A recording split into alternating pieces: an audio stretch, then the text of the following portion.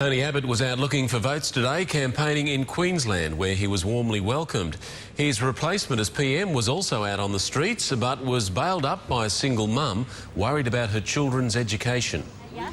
Shirt fronted by Melinda, the single mum. It takes a village to raise children. It's tough for bringing up kids, and particularly as a single mum. Melinda says what she finds really tough is getting her sons a good education. I don't care what you do to me, but give the kids a chance. Give them a fighting chance. This education is transformative. So how do I pay for it without the family tax benefits?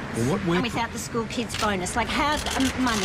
Sensing this could be a key campaign moment, Malcolm Turnbull assures her his government will help. We're spending more on school education than we ever have. I know everything you're saying, I listen, but I don't know whether you're listening back to us. They parted amicably. Thanks a lot. His next stop was as far removed from struggling single mums as possible. Melbourne's ultra-exclusive Athenaeum Club for men only. Hi there, great to be in Melbourne. Shoring up inside the Athenaeum Club. It's a beautiful day.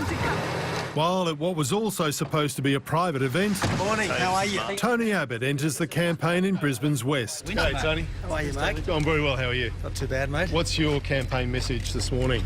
Look, I'm here to support the election of the Turnbull government. The star attraction for 120 party faithful in the seat of Ryan. The sitting member Jane Prentice, a Turnbull backer, was in Darwin as Mr Abbott put his pitch to her people. Turnbull government is building on the strengths of the Abbott government. He's no longer Prime Minister, but Tony Abbott still knows how to fire up the base. And he says he's doing it on this election campaign as a fully signed up member of Team Turnbull. Tony didn't have a bad word to say at all about Turnbull. Oh, I thought it was fantastic. Yeah. Very gracious. Tomorrow he'll join outspoken backbencher George Christensen in Mackay.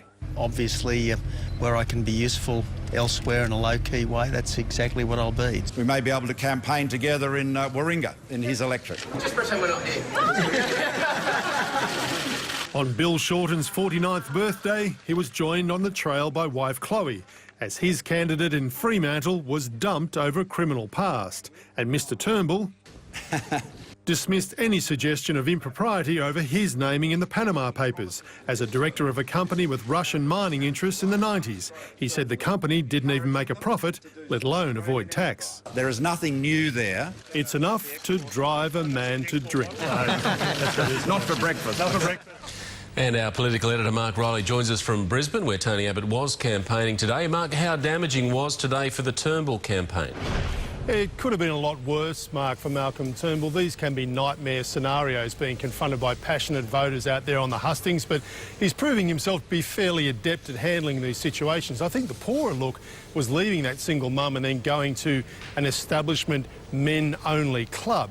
That was not a good decision to make. As for Tony Abbott's appearance on the campaign trail, well, that serves to remind people that they elected his government last time and now they're being asked to elect a government led by another fella. And Malcolm Turnbull's suggestion that they may campaign together in Warringah, if you believe that, well, then I've got a bridge just over my left shoulder that I could sell you, Mark.